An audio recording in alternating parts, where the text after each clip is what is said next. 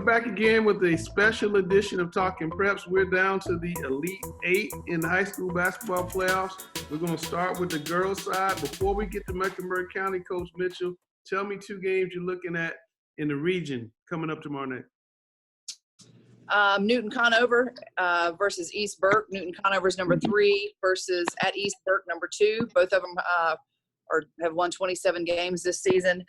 I think that's going to be a really good game. I'm going to think Newton Conover with China Cornwell. I don't think anybody's going to be able to stop her. And then in 3A, Freedom has a big matchup against Inca, and Cuthbertson is going to Southeast Guilford. All right, who's going to win in those 2 games, Coach? I'm going with the Freedom Cuthbertson matchup all the way. Now, about 3 weeks ago, you said Freedom's going all the way to state. You still buying that? You still buying that stock? Yep, I'm still saying that. All right. Let's talk about a little 4A girls action. I've been asking for a Charlotte team to get to the state finals all year. We got a shot. There's 4 teams left on the western side of the bracket. 3 of them are from Charlotte. Is one of them going to advance? I think so. It's gonna be tough though. Number 1, Mallard Creek, 26-2 versus number 4, Northwest Guilford. For Mallard Creek, they have 4 players that are averaging double figures, averaging about 63 points a game. They have a 14.2 strength of schedule, which is pretty high, and they're averaging a win margin of 20 points per game. For Northwest Guilford, they've only got 2 players in double figures right now, averaging 62 points a game, very similar. 11.3 is their strength of schedule, and their average win margin is 30 points a game. I think the big key for them is going to be Megan Harkey for Northwest Guilford, who is 6'6". I think that Mallard Creek might have some problems. They're going to have to box out and rebound for sure in order to stay in this game. I'm sorry, Mallard Creek center is Haley Doctor. She's 5'10", so they're going to have a problem. Right.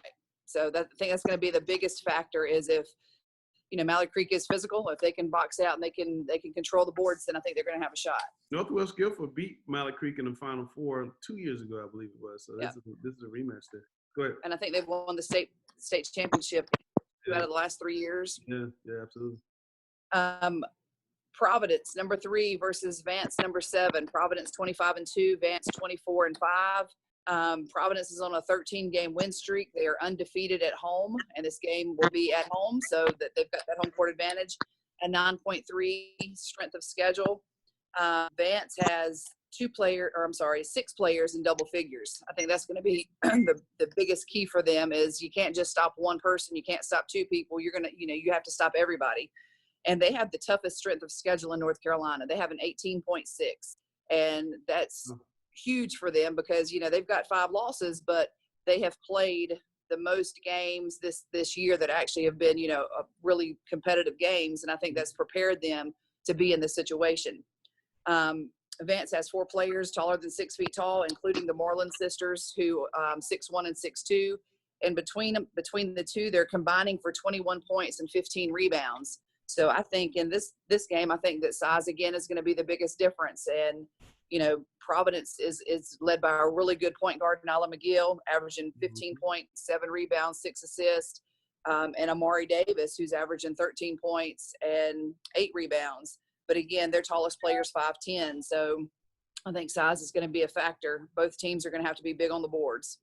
Randall, Nyla McGill most nights is the best player on the floor. She's going to play a team that has an equal amount of talent, maybe, but in more of it. Is she going to be able to overcome the level of talent that Vance is going to bring from a multitude of positions?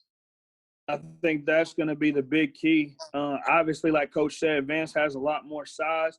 So as a coach, when a team has more size, you want to put a lot of pressure on the ball, try to keep the ball out of the post, and that is the strength of Providence. So it's going to be a chess match. For Nyla, I think it's going to be obviously handling Vance's pressure and how they're going to attack her.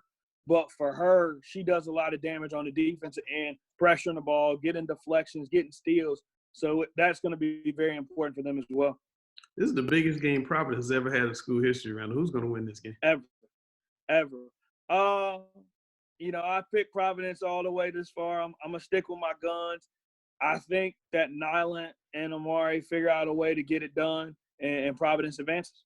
Wow. Okay. Let's talk on the boys side. Coach Lewis, we got a big boys game in 2A. Mountain Heritage 26-1 and Forest Hills is 28-0. Any thoughts there? Well, I think we also have to congratulate Matt Sides with Forest Hills. In the last 3 years, he's been to the state championship both times. Last year, they went 29-3. They lost it the year before. They were 30-2, and they won the state championship. This year, they're 27-0. And they lost 2 seniors from last year's team and also their best player in Blakeney, who went to Combine Academy. So one thing we know is don't count Matt Sides out of any game. And Absolutely. I think they're the favorite. I think we said it earlier, and I still think they're going to win the Western 2A championship. They will get some competition, though, from Heritage. Mountain Heritage is 27-1. They have 2 players, 6'8" Justin Shelton, who's averaging like 18 points a game, right at 10 rebounds a game. And they also have Colin Randolph as a really outstanding young point guard who sees the floor very well and is just a high IQ playmaker. I was going to say that the interesting part about this team at Forest Hills is, I mean, when you look at it, last year they only had 2 seniors. You know, this year they have 6 seniors. These guys, for the most part, have been to 3 state championships already, so they're battle tested. You know, they're going to be ready to go. And like Coach said, you know, Coach Sides has done such a great job with this group. You know, every year, you know, it seems like, they don't have enough this year to make it. And when you look at it, Forest Hills is always in the hunt at the end. Yeah, and in the 3A class, we have Greensboro Smith is going to play Hunter Huss, which has really kind of made a run lately. They're 25-4. And Weddington, 22-7, upset Cox Mill the other night at Cox Mill. They're going to play at Freedom. Do you guys have any thoughts? Can Weddington upset a Freedom team at home? I saw Weddington play earlier this year, and they had all the pieces to be one of those scary teams in the playoffs. They just really hadn't put it together. You know, they had a couple shooters that just didn't knock down shots on a particular night. I had mentioned Chase Lowe got in foul trouble, but you could tell that they had the talent and everybody understood their role. And I think in high school basketball, that's one of the biggest things. If you have a bunch of guys who buy in and understand their roles, you have a chance to make one of these deep runs. And so I'm not really surprised that Weddington's still here. But, you know, as long as they can continue to play that way and guys can knock down shots, you know, they're going to have a chance tomorrow night. That's a big ask up at Freedom. That's one of the toughest places to play in the state of North Carolina. Oh, yeah. I mean, crowd and the girls play. I mean, that's going to be up there tomorrow night. All right, Coach Lewis. It's definitely going to be a sellout. Yeah, absolutely. Yeah, I was going to mention on the so I was able to see them earlier in the year against Hickory, and Coach Walker has a really good, talented squad. They're basically a team that is by committee. They have 4 guys that average in double figures, are led by Tyrese McNeil, who's going to Fayetteville State.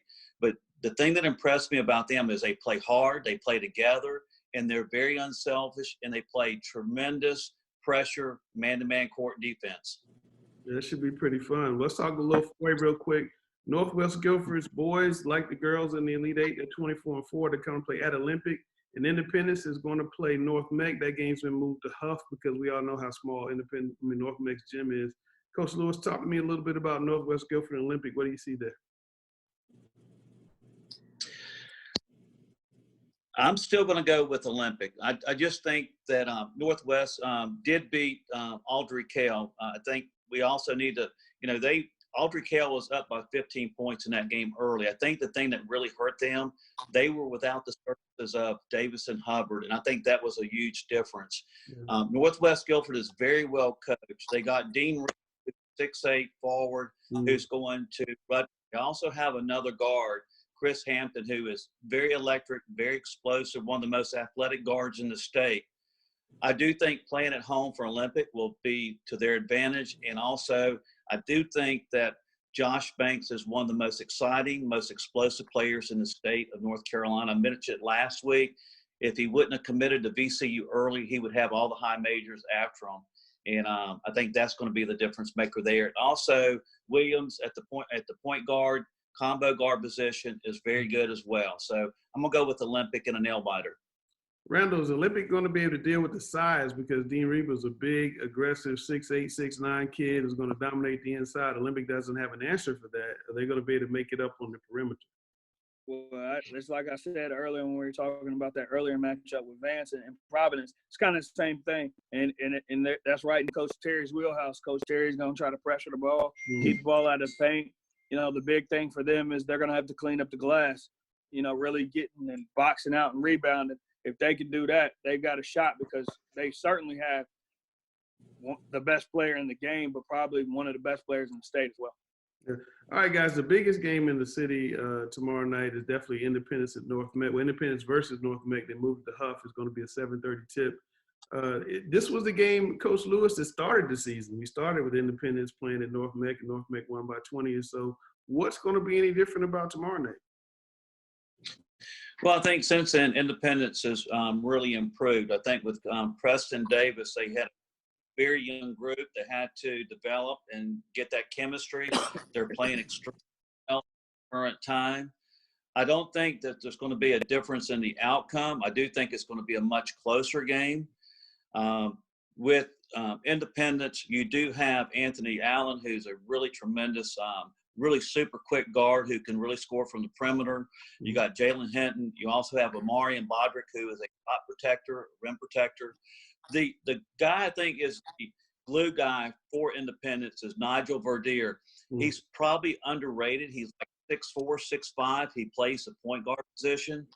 But when it's all said and done, I think Dwayne Lewis has so many options. And the thing about it is, they have 5 D1 players on that roster, and any one person can step up and score in double figures. And you've seen that time and time again through the course of the season. But I just think they have too many horses. I think a lot of teams will stay with them through the half, to the third quarter.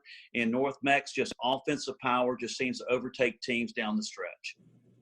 I think earlier in the season, like Coach said, Independence didn't really know who was going to do what. You know, as far as Nigel, Omarion, Anthony went, I think they definitely figured that out.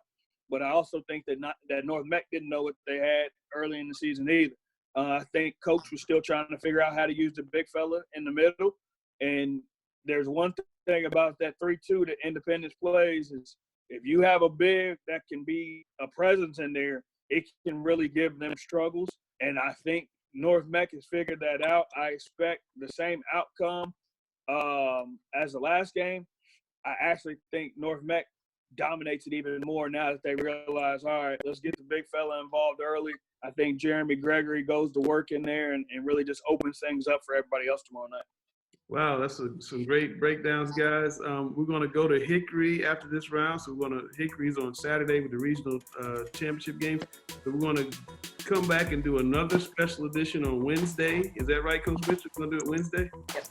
We're going to come back Wednesday. We're going to get Coach Mitchell's thoughts on who's going to the state, Randall and Rick. So appreciate you guys joining us. And we're going to do it again in just a couple days. That's good. Thank you.